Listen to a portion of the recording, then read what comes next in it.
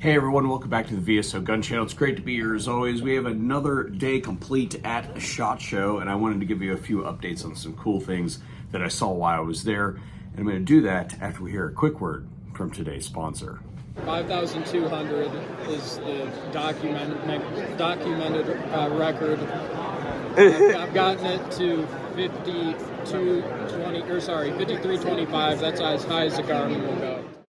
This year's SHOT Show coverage is brought to you by First Form. Whether you are looking for a protein source or just a bump of caffeine, there's always a question on whether you're giving your money to some woke corporation somewhere. Not so with First Form. They are a pro-freedom nutrition company, and they are one of us. SHOT Show is a lot of walking. While there is overpriced coffee literally everywhere, finding something clean to eat here that isn't a half-hour walk away and won't cost me $100 is nearly impossible. So while I'm on the show floor this year, I'm staying fueled up with a combination of their meat sticks and protein bars. If you'll do me a favor, use the First Form link I have listed everywhere and browse their wares. It lets them know that I sent you, and then it helps me keep going. Thank you, and thank you to First Form for making today's video possible. Immediately after walking into the main hall, I happened past this booth called Barnett. I'd never heard of them before. And they had these cute little crossbows that I thought were neat because you basically draw the limbs back by breaking the thing in half, and that lever action is what makes the limbs go back. And they even had a variant that had an integral magazine, so you could put a bunch of different of those little bolts in there. HM Defense redesigned the back half of their 50 cal. So instead of having that buffer tube on the back, well, now they've got something that's substantially beefier. And while this one is in white, they also had one in FDE down in the new product center.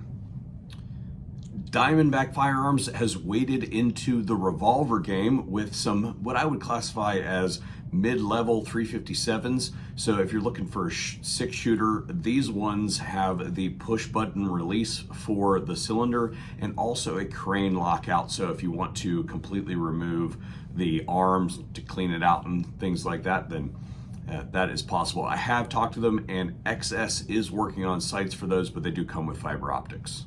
Gideon Optics released the Valor Mini. So think back to the Mediator that we did last year. Think that, but shrunken. So small that you don't need any raised suppressor sights to be able to co-witness it with your irons on your pistol.